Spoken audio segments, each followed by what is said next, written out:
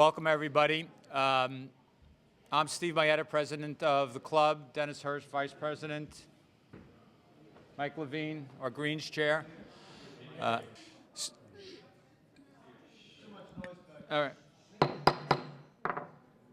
So thanks for coming. I know you all share the same passion that we have and board members have for this club, and I appreciate you taking your time to come and hopefully ask questions and listen to what our plans are for some of the issues that we have. I think it's pretty obvious for all of you that were here this summer what the issues are. We have issues with the greens. We have issues with the fairways. And we have some issues that maybe are a little bit more subtle involving trees and technology and how that all plays into some of our plans to keep the golf course current. The way that this will work today is that I'd like you to hold your questions till the end because there's a lot of different ways that this meeting could go, and the only way I can control it is to just ask you to hold your questions till we get to the end.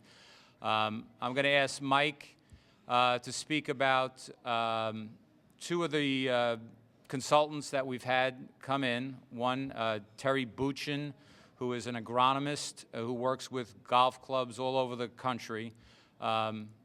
Gave us a report, spent a lot of time with Mike and myself, and I'm going to ask Mike to summarize his comments about our golf course and some of the issues that we have.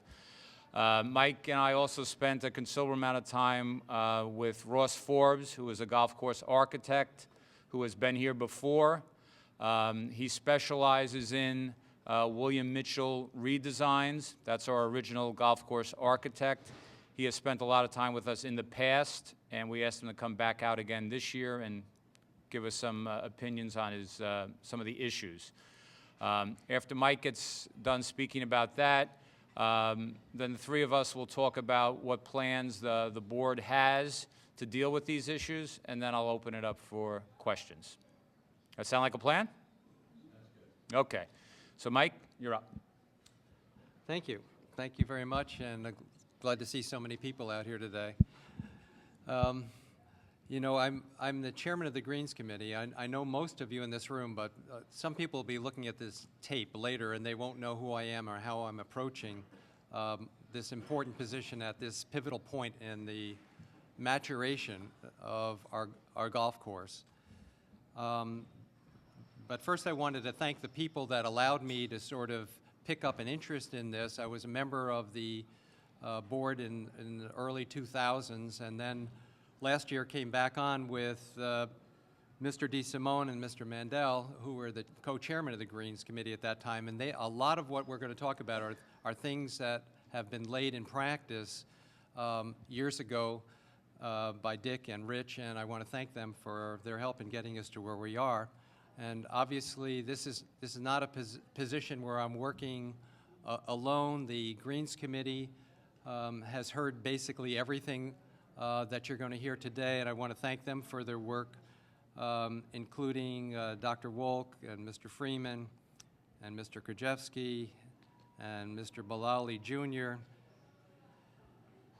and Ms. Jacobson, Darren Goldstein, and Jonathan Weller.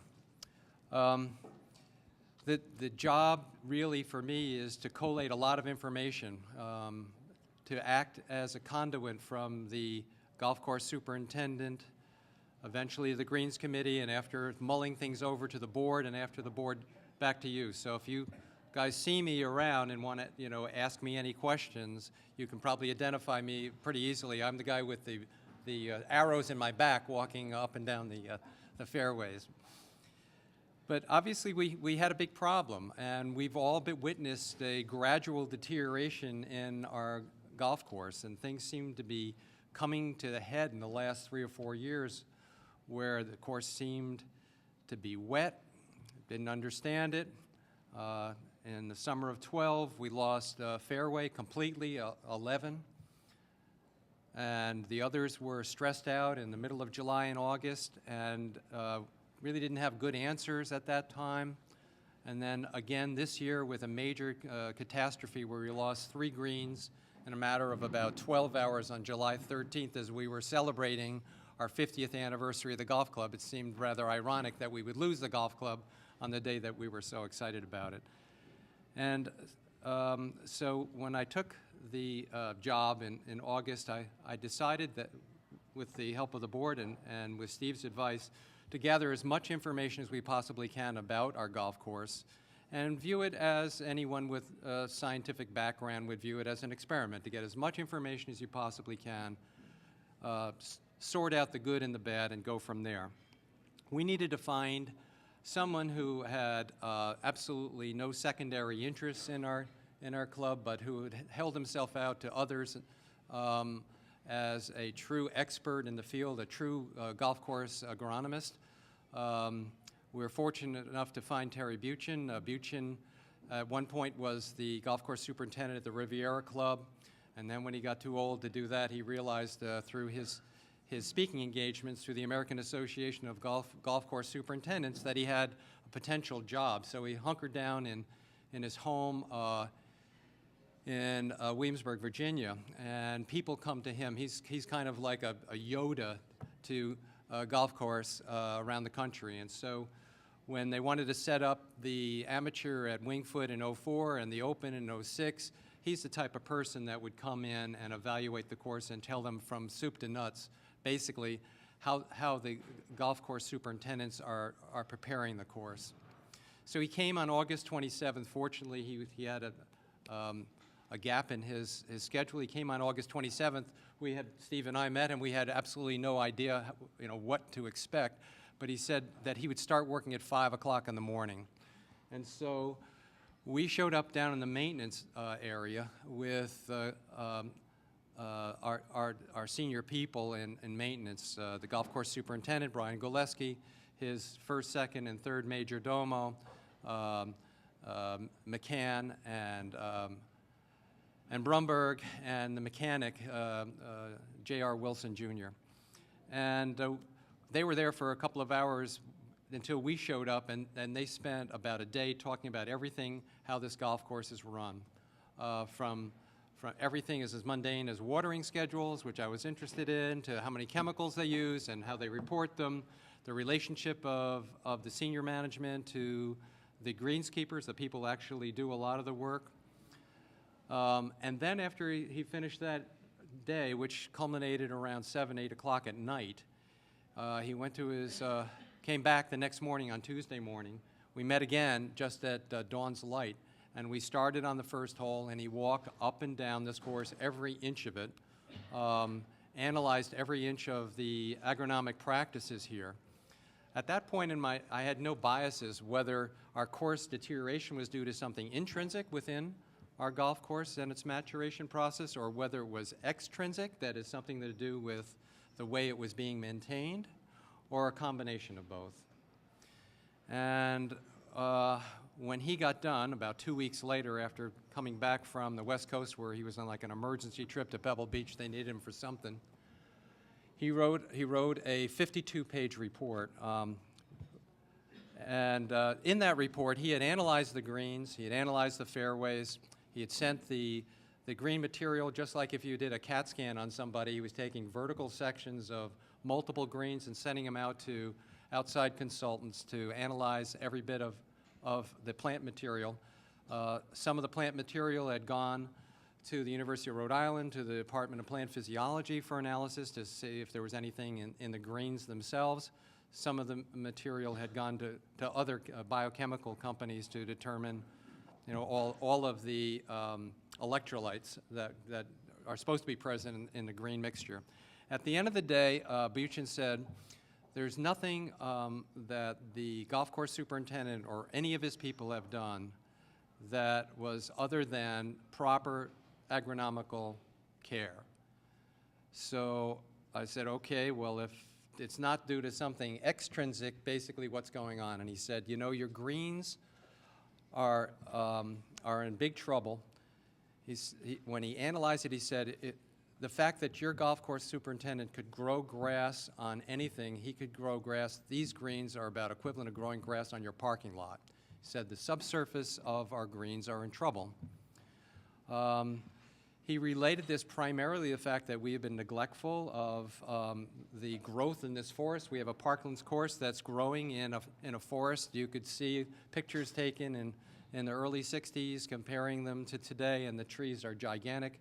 There's no air coming through. They grow at about 18 inches a year. And the combination of the lack of air circulation, the lack of light, allowed the lesser POA that we have in the surround of our property here that's been here forever to grow in a virulent fashion. This particular type of grass is called Poa trivialis. It's a type of bluegrass. It likes it when it's shady. It likes it when it's moist. And so that information was initially passed along to the Greens Committee last year in 12, identified by Dr. Richard Hurley, who's a professor of plant physiology and an expert in this particular type of grass, who recommended to DeSimone and Mandel and his committee to start the process of remediating it. The way to do that is to, again, get more air and sunlight onto the grass, but more importantly, to build a base of some sandy soil underneath it. That combined with the lack of that combined with improved air circulation would cause this particular grass to decrease in its prevalence. So Buchan looked at Hurley's report and knew Hurley very well, and he said, you know, you guys were right on. The way to deal with it is what you've been doing already on your fairways with XGD, which is a drainage system that we've been doing now for a few years. It's on 10, it's on 11, it's on 1, it's on the bottom of 2. This year we're going to finish off 2, do 12, and 4 and 18. And the year after next it'll be completed. Each hole that has this new drainage system on it accepts sand. We have a spreader that spreads about 1/16 of an inch every 10 days in the off season. You've probably seen this big green this red rig behind a large tractor being pulled around. The reason they can't put more sand down is because it ruins the blades and tines on our bed knives on our cutting equipment. Thank you. On our lawn mowers. So basically, that's it, you know, it's a big plus that we're in the right direction as far as dealing with our fairways, which I think you probably noticed this year. 11 basically in 12 was unplayable. This year, I think you see an improvement, and the others will come along as the sand is added and they become dry. We started doing work on 4 last week with the XGD people. They put in a large conduit that acts like a pop-off valve on the pond of 5 that drains water underneath 4 and down into 18. We found in that process an underwater stream that pumps out about 150 gallons a minute that's coming off of the hill on 7, underneath 5, underneath 4, and down into 18. And this is pretty much the nature of our property. So the XGD system will, along with sand, will remediate these problems. As far as the greens are concerned, he gave us 3 basic options. He said that you've done the experiment in-house on 6 this year. Basically, the 6th green, the left hand of 6, had a 50-inch oscillating fan that would move back and forth, and that side of the green looks fine. The other side of the green that doesn't get any of the oscillating waveform died off. And he said that's basically all you need to do is, for the time being, is put fans all around, and things should be fine for the time being. The alternatives, and this was his primary recommendation to the golf club, was not to do that forever, and rather than bite the bullet and rebuild all the greens. How we do that and the timing is to be determined. There are a number of different ways to do it. We're experimenting here over this winter and certainly into next on exactly what's the best way for our golf club to move forward, but that's will be for further discussion. I don't think I have anything more to say about this. A few comments. One of the, I'm going to look for some good news in all of this. You know, we don't have a twin problem of issues with our turf, fairways and greens, and a financial problem. Past boards, this board have, you know, built up a pretty good capital fund to take care of situations where we want to make improvements to the golf club. We have money to use for this purpose. We just want to use it in a way that, you know, makes sense and is prudent fiscally. So I don't want anybody leaving here thinking, oh my God, you know, we're talking about, you know, putting in different greens and doing this and doing that. You know, we are talking about those things, but we do have sufficient financial funds to do a lot of these things. Secondly, whatever we're talking about here is a multi-year project. You know, you're not going to show up in May and find everything done. We wouldn't want to do it that way. Quite frankly, we couldn't really afford to do it that way. And trying to do it that fast has a lot of issues with equipment on the golf course and the damage that heavy equipment does and all those kind of things. So whatever we're talking about here today, when we get to telling you exactly what we have in mind, is a multi-year project. It is not going to all be done in 1 year. Speaking about the greens, the board has really spent a lot of time, as has Mike and his Greens Committee, on the different ways that we can deal with rebuilding greens. I think everybody would, you know, agree that our worst greens this year were number 12, the putting green, number 2, maybe number 3, but let's just keep it to 2, the putting green, and 12. These were our greens that were most affected by, as Mike said, the July 13th situation. And basically what's going on is that these greens do not drain particularly well. They're 50-year-old greens that were made, you know, in the style that they were made 50 years ago with a bulldozer. You push up the dirt around it, you lay down some seed, and over the years, you know, you keep rolling them and you keep walking on them and you keep compacting them, and, you know, they start to show stress. These 3 greens that I'm speaking about also have, as I mentioned, drainage issues. So when we get to the plan, what we're thinking of doing is dealing with these 3 greens initially, and then taking a deep breath and taking a look at the results that we get, and then deciding whether we want to move forward in a similar fashion on other greens. So that's just a little preview of what we're going to recommend. Do I have any other comments? You want to talk about routing and why we do it? Yeah. The only thing I would add is because I know there's been a lot of speculation as why those greens failed. And if you recall the day of the fail, when they started to fail, we had a slight amount of rain, like 3/8 of an inch of rain. And the problem with that is that it wasn't enough to push the water down to the drainage and carry it away from the green. So the water sat there, and then we got hit with a week of 95-degree temperatures, 95% humidity.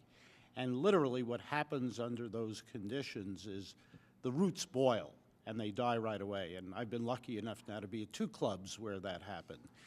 And you know, some of it, you know, was bad luck, but as Mike and Steve have said, the subsurface of Noyac is a very unforgiving, heavy clay base. And, you know, without the proper drainage, without the proper airflow, without 8 hours of sunlight a day, we have come to realize that, you know, this is going to be a recurring problem.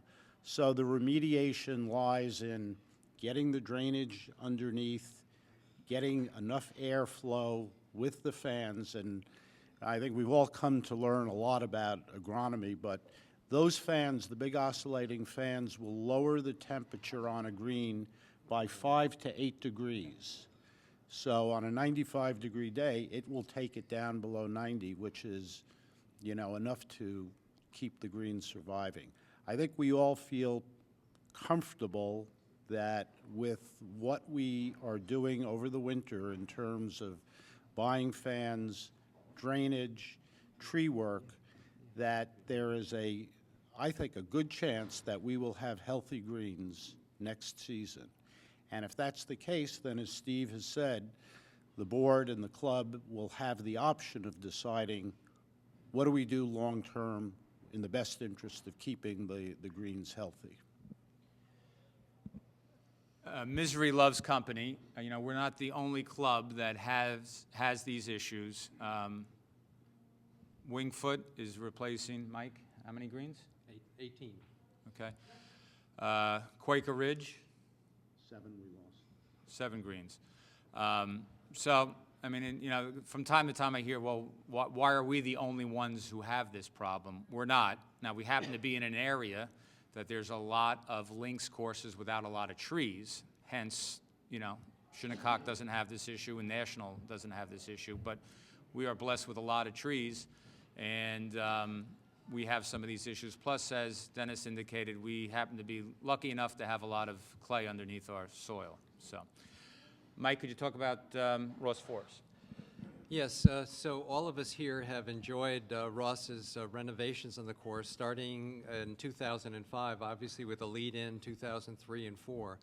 But, we enjoy playing the revised 13, revised 8. Basically, Ross says that as a result of the equipment changes, we've all gotten a little bit longer and our course has become quite short for the average golfer. An example in point is the 3rd hole. The average drive for a guy in the 1960s was been about 190 to 210 yards. And so the landing area in front of the bunkers on 3 and 4 is a big, wide area. But as we've gotten better, the balls are filtering down the hills in between the traps on the left and the right, and a lot of them get into the bunker on the right, which was really designed in the 60s for the best golfers who would challenge that and hit the ball over that bunker. Now, if you wind up in that bunker today, an average golfer is going to make a double or a triple because he has to take a sand wedge to get over the lip of what looks like a fairway, looks like a greenside bunker rather than a fairway bunker. I see a lot of people nodding. That's just one example of the many things that Ross has seen when he comes around. The need to open up the course and get air onto our greens just coincided with the fact that this major renovation plan that's been ongoing for the last decade could present itself as an opportunity to kill 2 birds with 1 stone. And I'll explain a lot of the birds with 1 stone. In that theory, Ross just go to the holes that he wanted to revise. He actually had words on all of them, but the ones that we have chosen to improve airflow for our greens and improve the playability of a course for both the average golfer and for the better golfer include 3, where, as you can see from the beginning work now, the view of the 3rd hole without 4 trees in the way allows a longer tee to be built for the championship player who is to visit here. But more importantly, the bunker on the right will be removed. The grass will be, thank you, lots of applause. Maxwell here for that. Thanks, Louis. Send you, Bill. So that will be smooth, that bunker's removed. And for those, as you point out, those who had left, who dare hit it over the bunker on the left, the fairway brought to the top of the bunker so that you'll be rewarded with the ball dropping down into the middle of the fairway rather than into the woods. But in case you get too frisky, there's going to be another bunker built on the top of the hill. If you really tried to bomb it, you could wind up in that 2nd bunker, which is going to be on the left. A great design. And if anyone's had an opportunity to look at the clubhouse from the 3rd green back down the hill today, you really seen something that's absolutely spectacular on both going up to the hole and coming back. The other revisions are done with the same vein, to make the holes a little bit better, not really to lengthen the course at all for the average golfer, but to make it a little bit more playable. The one that stuck out forever was the 7th hole, where from the white tees, the first thing you see is a asphalt cart path that's running right in front of you. And if you hit the ball with a slight fade, you're guaranteed to be in the woods and worse into some fescue on the side of 6. So by moving the tee boxes completely to the left, you will have a straight shot down the fairway. So the alignment will be the forward tee box, the senior tee box, the ladies tee box will be aligned with the members tee box, and then back in the woods in our neighbor's backyard will be the championship tees for the young bucks who want to think they can bomb the ball down the hill. On 13, we have that gaping hole that everyone looks at when you walk up the 13th fairway and you turn around and you see our diesel tanks and some of the other farming equipment and maybe even some of the greenskeepers at lunch, you know, and enjoying their lunch in your full view. So the idea was to get a berm to continue with the berm that we have existing that blocks out that maintenance. Where we were going to get the fill for this, because fill is very, very expensive, was unclear until Ross said, I've had this idea in my head forever, and this needs to be done now. Basically, the 14th hole of all of our par 5s is the only one that doesn't have 190 to 200 yard carry for the drive. On 2, if you hit to the bunker on the right, your landing area is about 190 to 200 yards away. On 9, the same. But on 14, if you hit the ball 200 yards or more and with a decent rollout up to 230, the aiming bunker, so to speak, is behind you over your left-hand shoulder, and you're looking at a short shot to the landing area, or maybe even if you're a big hitter, an attempt to hit a fairway wood down in front of the green and maybe be in a birdie position. So he said, we've got to fix this hole so that the drive, it lands in front of the bunker the way Mr. Mitchell had designed it. And the way to do that is to bring the white tees across the road to where the founders are, to expand that area completely so that the shot will be 190 to 200 yards to the bunker, and then you will have a choice of whether you want to hit a wood or a long iron to the second landing area. But the second landing area is complex with a green on the with a bunker on the left. So we said we're going to get rid of that and make the second landing area a wide open field, so that you don't have to aim directly over the right-hand bunker and either get in it or just get over it. You know, the reward there is you get to hit the ball towards the green out of some ugly rough with trees hanging over your head. So we said we're going to get rid of that bunker. We'll move the bunker up the hill. So the second shot will be over a bunker on the hill, which will be a lovely shot into a large open area. Oh, and the plinth, or that landing carrier with all that earth, which was the 14th tee, will now live again as the berm on the 13th. That's where he's going to get all of the fill, and it'll be very easy from a logistics standpoint to fill up dump trucks right there on an existing road and dump it right in front of the maintenance shed. The ladies' tees are right now are really unfair.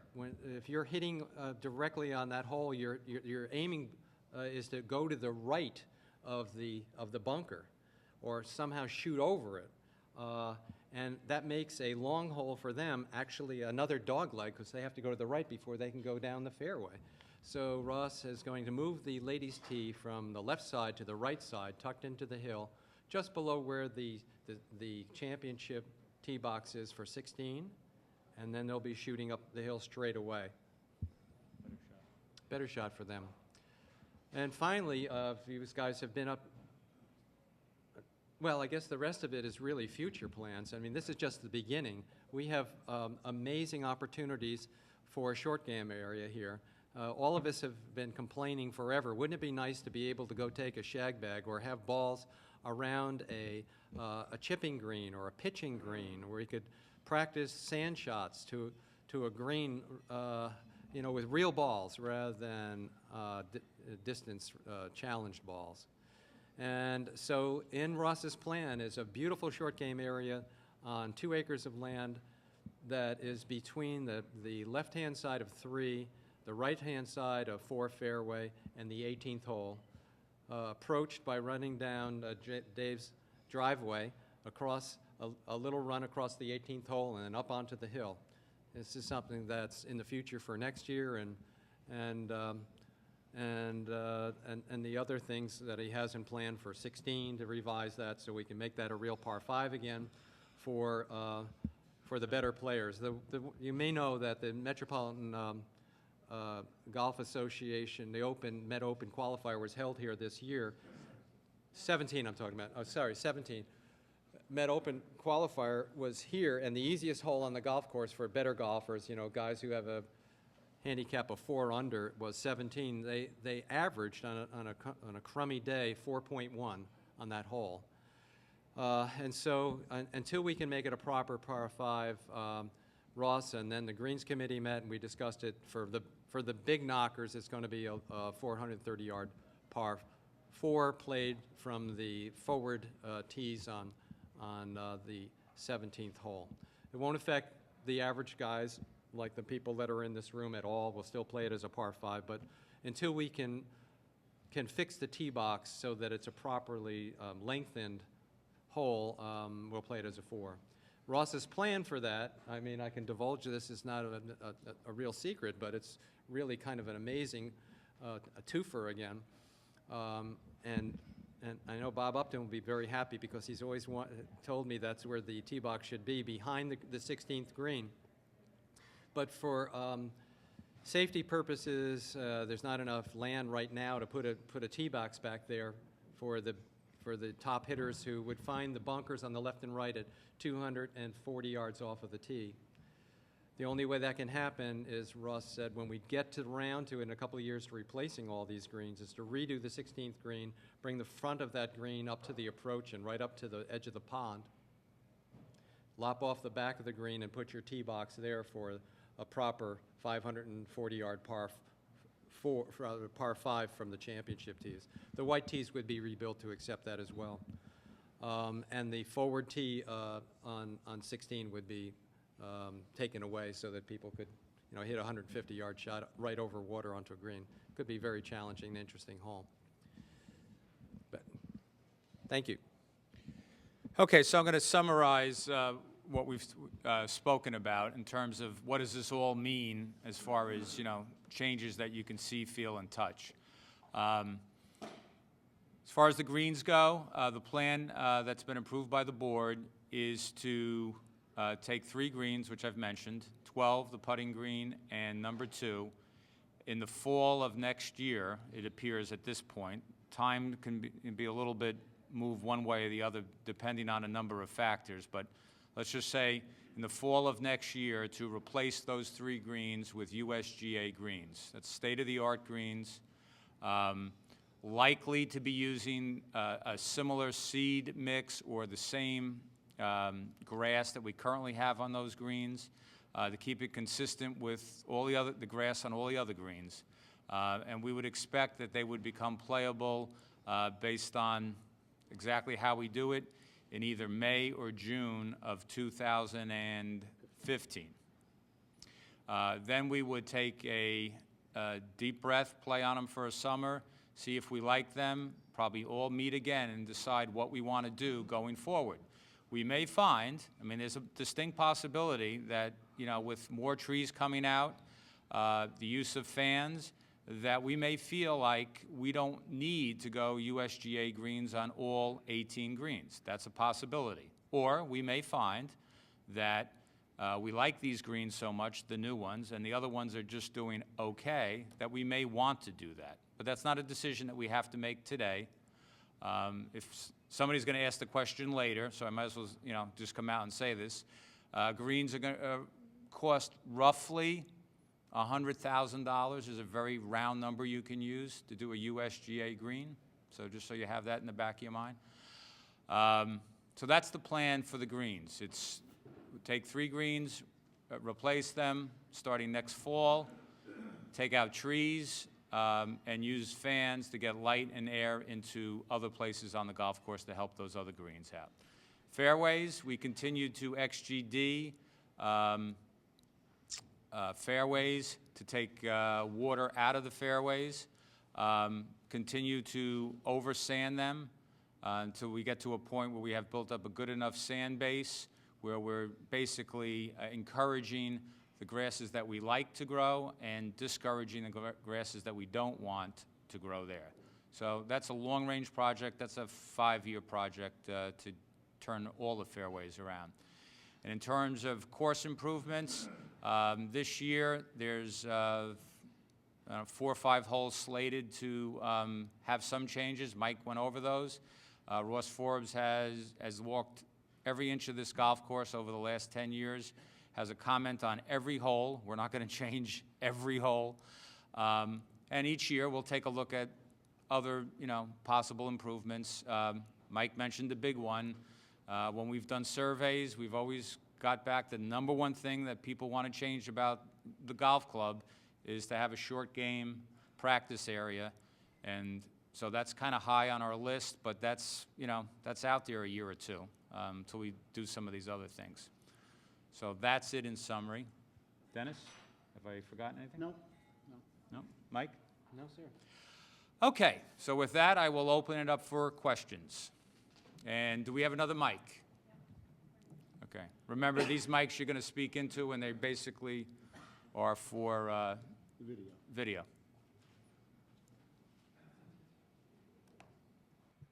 Trees and fans, can you get an expectation of how many trees are coming down, maybe where they're coming down, and how many fans we should expect to see next spring?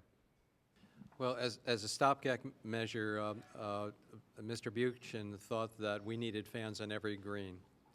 And on some greens, we need 2. Obviously, 7 is an example. 7 and 8 are in areas that are surrounded by woods that we don't own, and we can never do anything about that. So you're always going to need some sort of airflow. You need 3 to 5 miles per hour of air continuously to make grass grow in July and August. I mean, that's just a scientific fact. So those fans are going to be there forever. Now, they don't have to be planted in the ground forever. So we bought 15 fans this year. 9 of them are on trailers.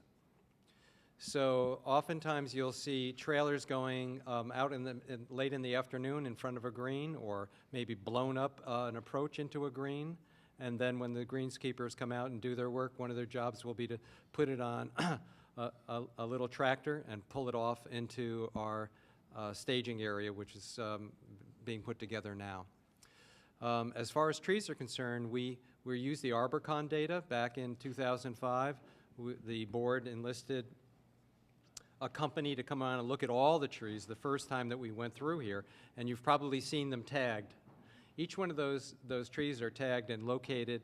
Those that are in a southeast exposure our light is really coming from the southeast all the time, and as you know, you need to grow grass all year round. You need 3 to 5 hours of sunlight on your greens and fairways, not just in the summertime. So those trees that are in that line of sun will be removed. Any other diseased trees are going to be removed. Any redundant trees, you'll see a couple of double trees that are adjacent to each other on 1 or 2, those will be removed. So that it doesn't look like a picket fence of trees going down, but so that there's some artistry in this. A lot of the specimen trees around here will be showcased. For instance, on one, there's this 3-trunked so-called sawtooth oak, which is kind of a rare, magnificent tree. It needs to be pruned, and when it's up pruned so that we can, see the canopy, you will appreciate it without its lesser cousins, so to speak, around it. All that's going to go. It can't be done by a big company. It's got to be done by someone who's worked with us before and directly under Brian Goleski's watchful eye. He knows what it's supposed to look like. In addition, the Greens Committee has a subcommittee to look at every tree. We looked at an eighth of them. There's probably 1,000 that need to come out in this golf course, but we looked at holes 1 and 2 and 7 and 9 and some of the things in the periphery that are the low-hanging fruit, the obvious ones. But we also need to get air, air through. So that if you walk down the 4th fairway on the right and you look to your right and you see this horrible scrubby-looking forest that's blocking air getting to the tee box of 6 or the back of the 5th green. That stuff we hope to get rid of, but to leave the forest so that we can see the wild mountain laurel, which is beautiful and unique on Noyac. You know, we are in a mountain laurel plantation, so to speak, unique to Long Island. So we don't want to take out all of the trees and make that stuff go away because it's an undercover plant. If you look at the edge of the new tee box on 14, for instance, with those trees out, you look along the edge of that forest and you'll see these beautiful, 100-year-old specimen mountain laurels that are 20 feet high. We're going to try to keep that look on the periphery. The inner part of the course will have that brown look of the various fescues that we enjoy, and that's going to stay. But the interior portions of the trees are more tricky to take out, and they'll be taken out in quadrants slowly. We'll start doing that this winter. It won't be done all this year. It can't be because the equipment, in order to do it all in one well swoop, although Steve has the finances to do it, would destroy the course, and Brian wouldn't allow it. One of the other things, I don't know if you were out today, Tom, but a significant number, I would say maybe a quarter to a third of the trees that have been cut were diseased. They were hollowed out in the center. They were going to die anyway. And this is something you find commonly when, maintenance has been deferred as long as we have in terms of the trees. A lot of them would either come down or would be dangerous, in the event of a storm. So it's all good.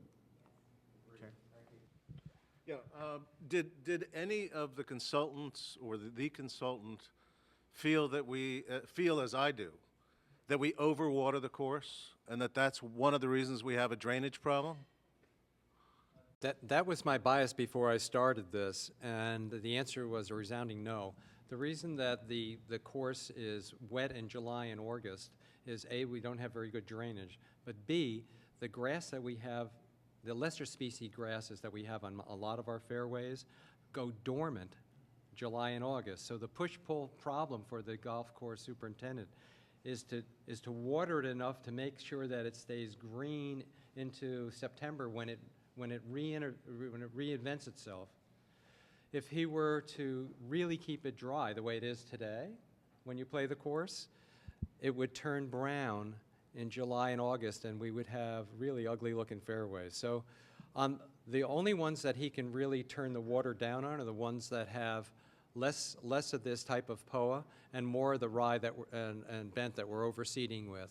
And you'll see that. He can only do that on the course, on the holes that we have the XGD. So you'll see it on those holes first, and eventually it'll come around.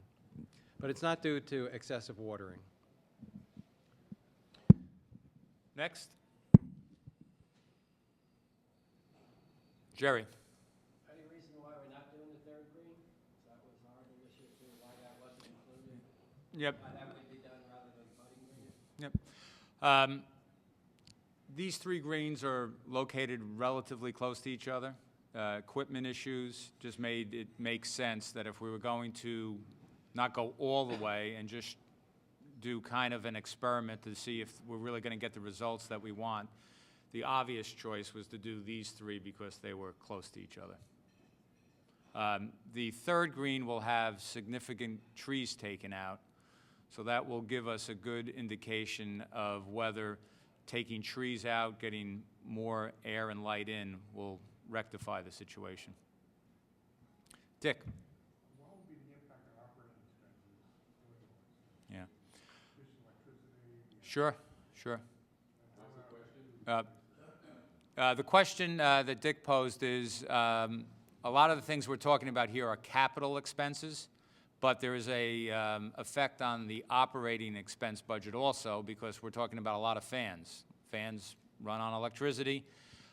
Dick was asking, what's that going to do to operating? The ballpark number that we've been using is that the additional electricity to power all these fans might be as much as $100,000 a year. So that's coming out of operating expenses. Now, long term, Mike, I'm going to ask you to speak about this. Long term, there is the possibility of a different type of technology being able to be used that would reduce or eliminate the use of fans. I don't think anybody likes fans. I surely don't. They're not pretty. So Mike, why don't you talk about that technology?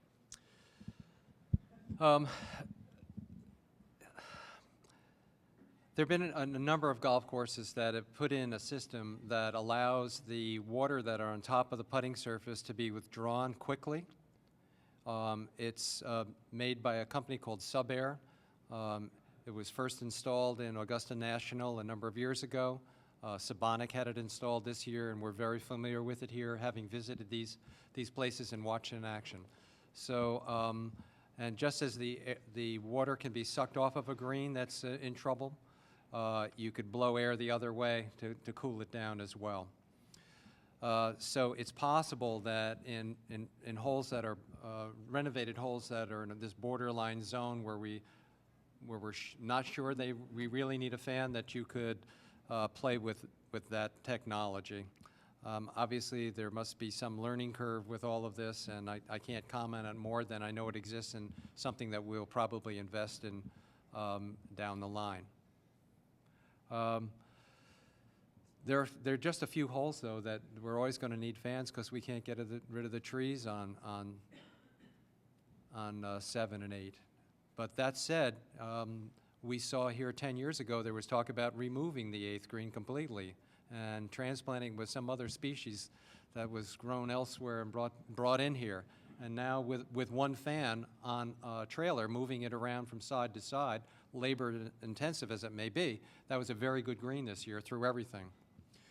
And that's a push-up green. You know, our best green on the golf course is 17, where we had no fans, but it's sitting out in the middle of a field, with no trees around it, and it came through the July severe weather without any problem at all, only because it drains a lot better than the others. So I think when we get the proper USGA base on all of these greens again, that we will probably be able to do away with a lot of our fans. And the market for resale on fans, I didn't check eBay today, but I know that there are golf clubs clamoring for these fans. As an anecdote, the company that makes them, there are two companies. One that we use is called Precision. They come from Pompano, Florida, and we called them last week and said, you know, we want to buy about 15 fans and trailers. And they said, well, Doc, you know, we've done business with you in the past, but there are so many people up and down from Georgia up into Maine who want the fans for exactly the same purpose that you want. You're going to require a deposit right away. So we fired off a check to make sure that we would have them because they are hand-built and hard to get a hold of. Just like the XGD people who are on our golf course today, when we told Buchin that the previous Greens Committee had arranged with XGD to come. This is a very small company, and they only have a few technicians, and the question's usually asked, well, why are we only doing 4 holes if we should be doing the whole course? This is a very labor-intensive job, and there are only a few crews out there. So Buchin said he's consulted to a number of golf courses in the Mid-Atlantic to Atlantic region that are waiting on the list to be visited by XGD, maybe a couple of years before they can even do business with them. So I feel that we're very, very fortunate. One aside that Buchin said to us, which was unsolicited, obviously, one of his jobs as one of his side jobs, pro bono, is to work for Golf Digest, where he's been on the committee that rates golf courses throughout the United States since 1986. And after he walked all this land and looked up into me and he said, you know how we rate golf courses? I said, well, how pretty they are? He said, that's important. And the views from the panorama, he said, that's important. But the most important thing is, are they memorable? And he said, when I walked off of this golf course, each one of those holes were kind of unique to me. And this is an extraordinarily sophisticated design with a really beautiful, memorable layout. He said that we really had something here. We just had to, you know, buff up our act a little bit. So it wasn't all bad. It was really quite good and hopeful. And I think that you'll be very pleased to see how this golf course matures, as I say, over the next few years. when you rebuild 12, is there any thought to redesigning the green? Mike, here we go again. You've been involved with this one? Yeah, when we rebuild 12, the answer is yes. Russ sees a number of pin positions on the back above the bunker on the left, heading up into the hill. One of the reasons that greens has suffered for such a long time, it's a north-facing green. The greens that previous boards have replaced around here with an attempt to redo USGU greens are those that are from the clubhouse down towards the bay, north-facing. They don't get the proper light, the southeast light. They get a hell of a lot of wind that restricts their growth in the off-season. So that would include 1, 10, 11, and 12. You notice that 1, 10, and 11 have been built by previous boards here over the years. They've all failed.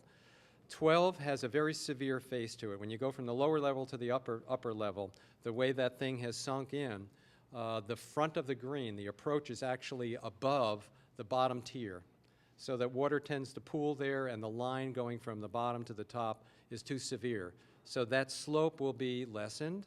The pin placements will be, a lot of them in the back, not in the little area that we've been using all summer, but up towards the hill, and also to the left over that bunker, heading towards the woods. Be very interesting. More questions, please. Bob.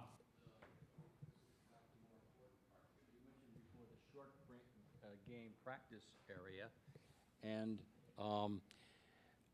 did the architect or anybody consider the hillside in front of the pro shop for bunkers and a green?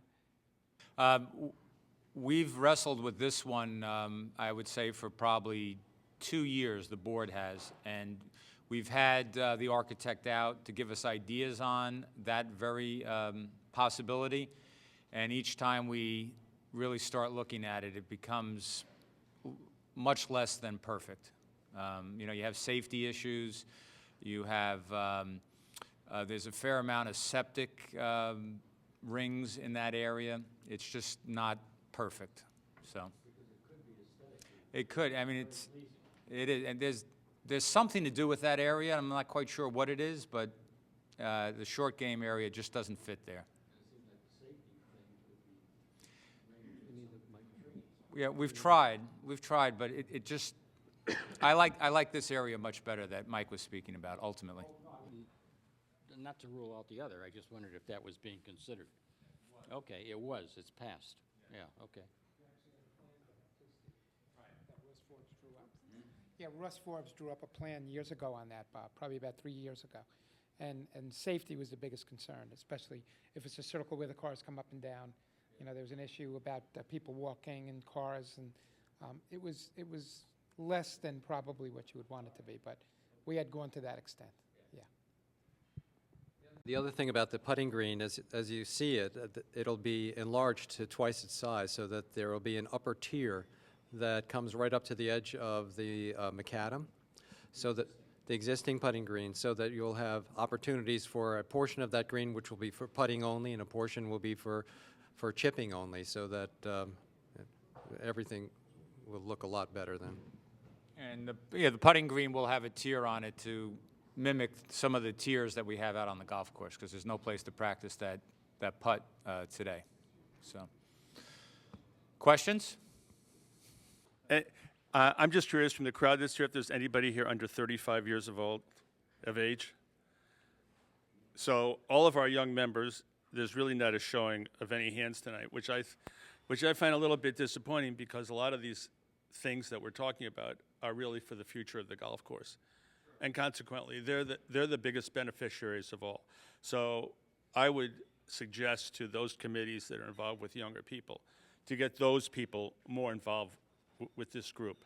I've known you fellows for a long time. I've known the two previous guys from the golf committee. And I think one of the big difficulties at these meetings is that since we all have a relationship on the outside as we do on the inside, it's difficult oftentimes to discuss our true feelings. But I know that a lot of people were certainly disappointed in the last couple of years. That aside, looking to the future, I think a lot of the ideas are good, but I think that when you think about the people that are going to really be the big beneficiaries, they should really be here. And I find that quite disappointing that young people are not here today. Another thing is like when you think about changing some of the course design, there's obviously a cost factor involved here in putting the money towards changing the golf course rather than putting the golf course's quality into either the fairways or the greens ahead of it. And I'm just curious about the rationale for like going ahead with the changes rather than going ahead with it. Yeah, good question, and it's something that we wrestle with. You know, I think we can do a little bit of everything if we do it over time. I don't think that we need to, you know, take all of our resources and just put it into fairways, or take all of our resources and just do greens. I think if we do it over time and we do it systematically, we can do a little bit of everything. One of the big advantages and one of the reasons we went down this path is that when we have the XGD people here who are here currently putting in XGD systems in some of our fairways, these are the same people that will help us with some of the redesign issues. By having them here at the same time, rather than having them here independently or having two different crews do it, we've saved hundreds of thousands of dollars by doing it that way. So that's one of the reasons that while we have the crews here, while we have the equipment here, while we have the backhoes here, while we have the bulldozers here, we can do some redesign relatively inexpensively rather than waiting till later and doing them later. So, but it's a fair question because we wrestled with that one a lot. I don't want to cut anybody off. One question, and I fear I know the answer to it. But anyway, after playing once this summer, I suggested to my foursome that we go into the fan building business because the fans are ugly, noisy, and is there nobody who builds a green fan that automatically goes off as members approach the hole? That's you know, that's green in color, that is solar operated. And if not, shouldn't we go into the fan business? But Just for the hot air in the room, I think we should have the fan business. The fans need to go all the time because they need that 3 to 5 mile per hour wind all the time, on and off. There's actually more trauma, more electricity when you turn a light on and off. When you fire up a 7.5 horsepower fan, it requires a lot of energy to get it on and off. And so that's the reason why I've asked this industry, that's why they don't contemplate doing that. We have timers on them so they go off so they don't disturb our neighbors. I know that the ones that we had previously didn't have timers on them. Rich DeSimone is happy that he'll be able to sleep with Lucille with the windows open without that noise in her head. The variable speeds will go from 3.5 up to 7.5 horsepower so that you know, they're really quite user friendly, and a lot of them now are going to be moved away. They're on trailers, and you may not see them all the time except in probably at the beginning and on dire days. But as they get a better handle on how many they need and when, I think some of them will be disappearing intermittently.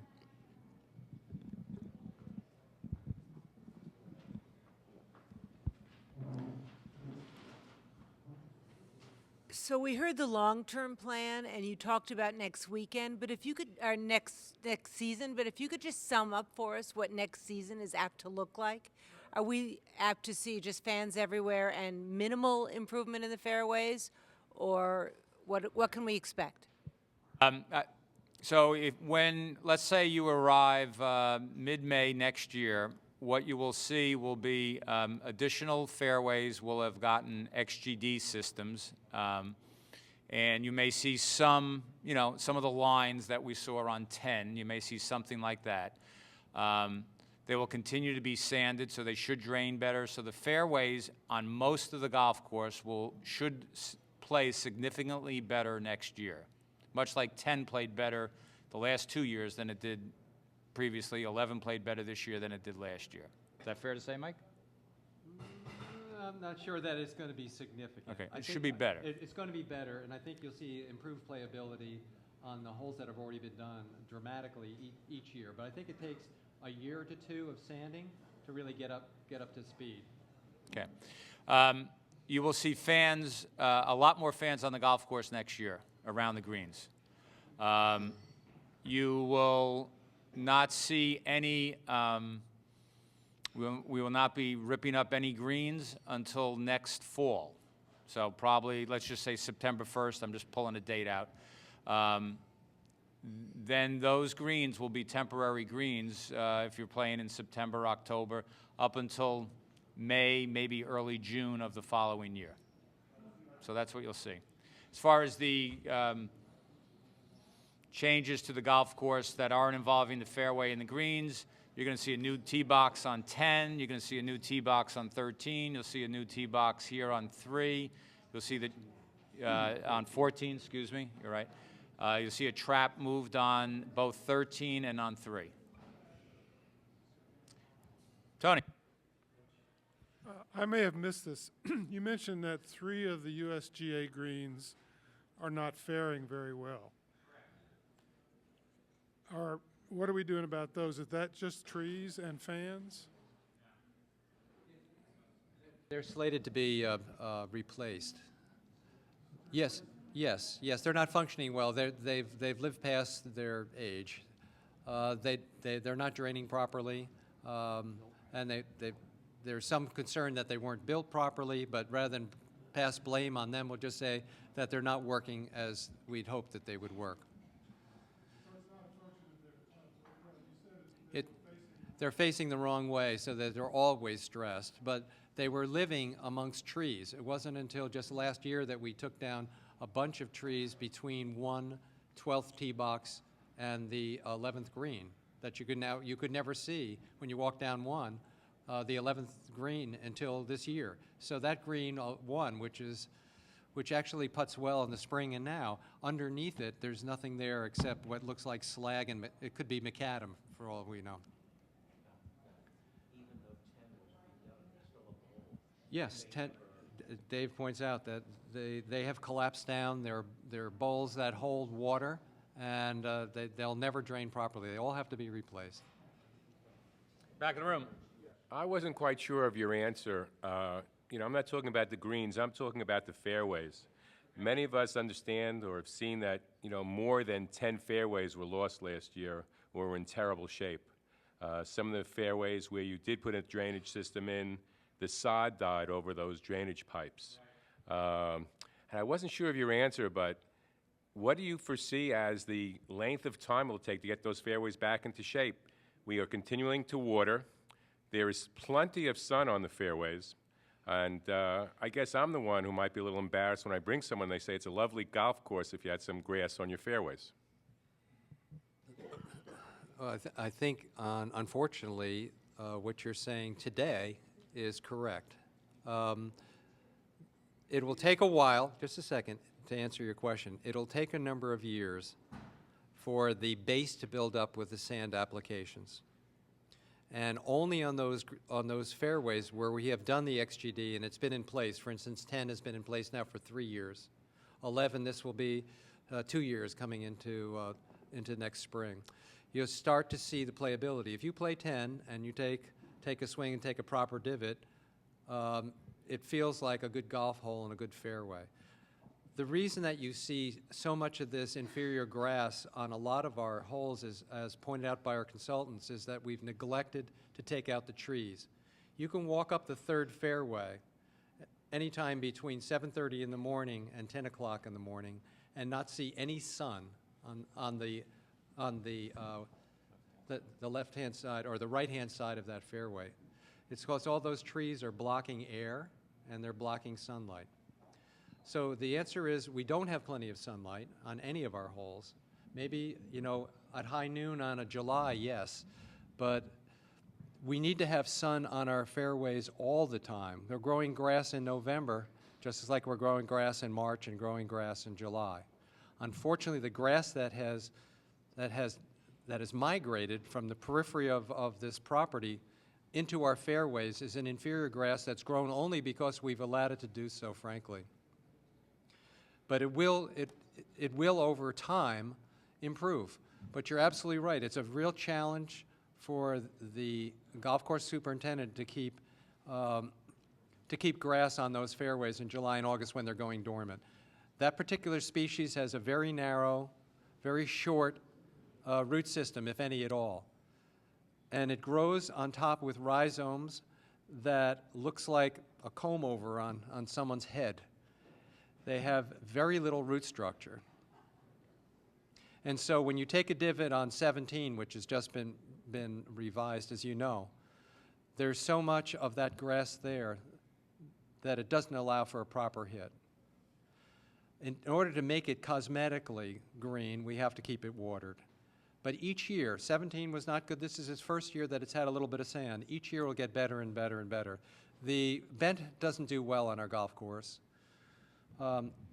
It's replaced by Poa species, including the one that we're trying to get rid of. But there are other good species that grow here, including rye, and those strips have been overseeded.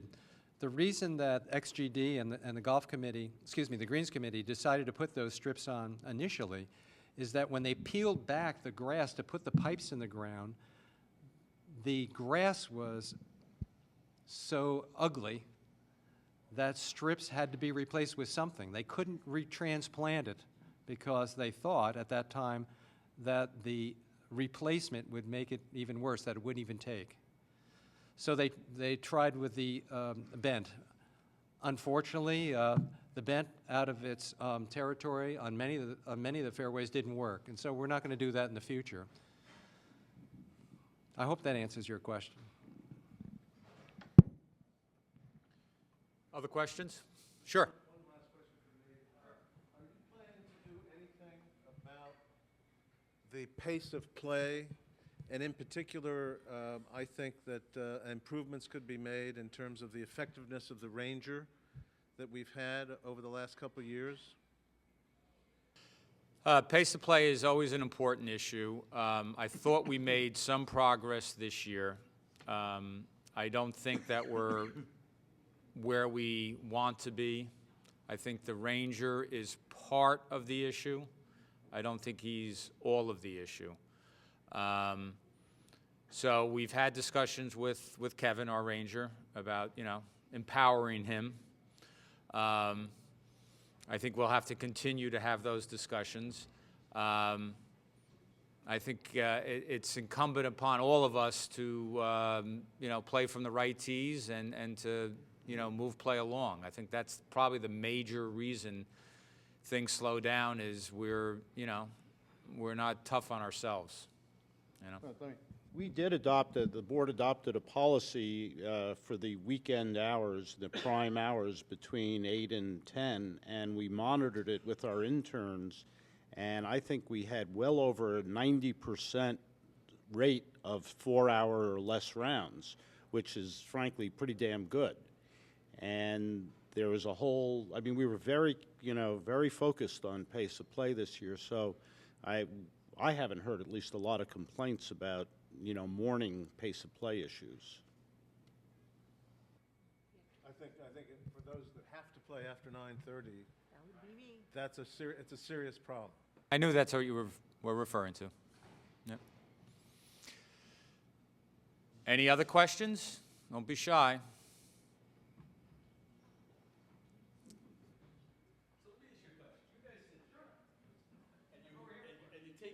Taking all this information, and I know you're very bright guys. So at these meetings, is there any yelling and screaming? I mean, do you guys is there yelling and screaming? In other words, dissension is the word. In other words, is there Are there differences of opinions? Oh, listen, whoa, wow, yes.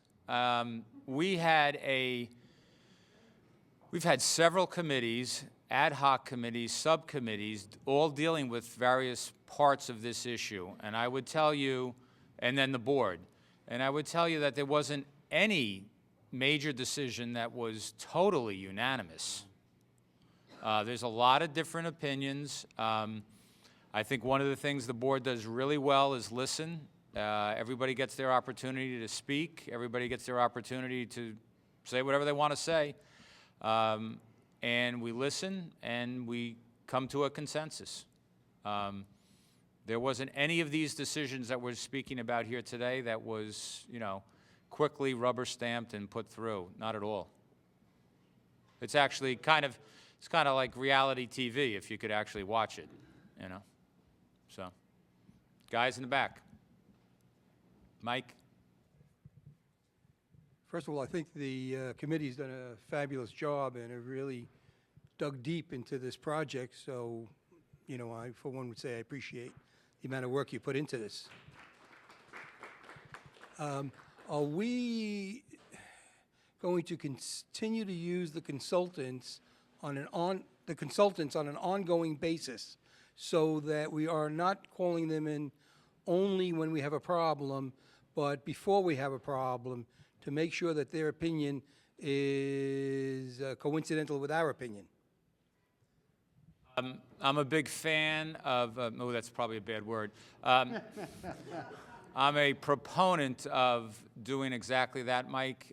Without question, on the golf course architect, I don't want us as board members, redesigning the golf course for our own personal, things that we kind of like to see. I think it needs a consistent view. It needs a professional view. So without question, with the architect, he's, here on a semi-regular basis. And I would use the agronomist in the same way. I think we need to have an ongoing relationship. We put a lot of pressure on Brian to come up with the solutions to a lot of things, and I think it's good that he has somebody that he can professionally speak to help him with issues. So the answer to that is yes. Please.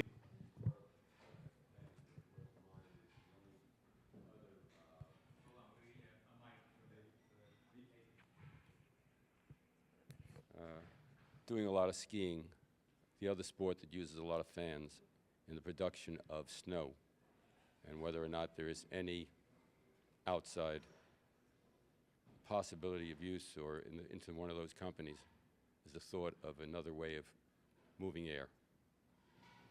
I'm not a skier, so this is all news to me, but.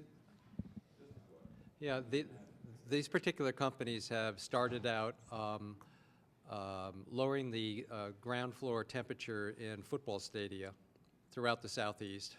And they were Papa Mom companies that have gotten larger as golf courses come online. With global warming, the Southeast flow of hot air up into our part of the world has changed the environment completely.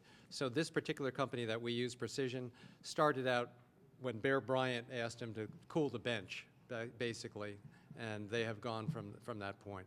I don't know what they do with it in the skiing industry. These fans can't be used for anything else. They're not that mobile.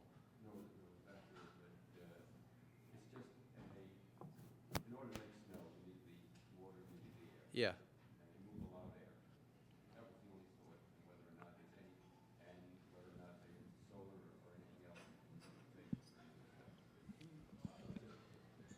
Hey, Jack, I want to come back to the point you raised, because I think there's a pretty big philosophical issue. We're in the midst of a generational change. As you pointed out, most of this room is, I would say, north of 40 and maybe north of 50. But we are turning this club over, slowly to the next generation.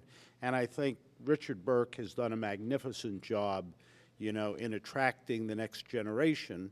And a lot of the things we're doing will benefit, obviously, those of us who play, but it will make it a more interesting, a more inviting course for some of the 40s and, the 30-year-olds. We have, 2 new members of the board who are next generation. We can't control who comes and who doesn't, but they're probably home with their families. Believe me, they're interested. We spend a lot of time, I think the board overall spends time, making sure that, we are bridging the generational gap, because, I don't expect to be playing 3 times a week in 40 years. I hope they will. And so, but we don't do it by screaming at each other. We do it by, as Steve said, trying to talk it through and come up with what's makes the most sense, if that answers your question. Well, you know, it's one answer.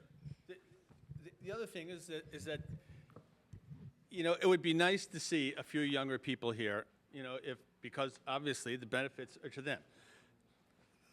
I think I have one other question though about this. I think it's a good idea. I always believe in like transparency and talking a lot, and perhaps like next summer and the spring, once a week, every couple of weeks, you know, you have a table in here. People can sit down with you, ask questions, have one or two board members perhaps. I don't know if that's helpful or not helpful, but I know it couldn't hurt. Jack, I mean, Steve has run what I think is a remarkably open governance structure. And certainly I haven't noticed anybody being shy to share their opinions about any number of topics with anyone on the board. And, you know, we invite those kind of comments. I don't think, my own view is we don't need a sort of a falsely formal process because, in my experience, members are not shy to let us know what they think. Other questions? We seem to have a dwindling audience, so I don't want to belabor anything here, but if anybody has a question. Okay, thank you all. Appreciate all your time.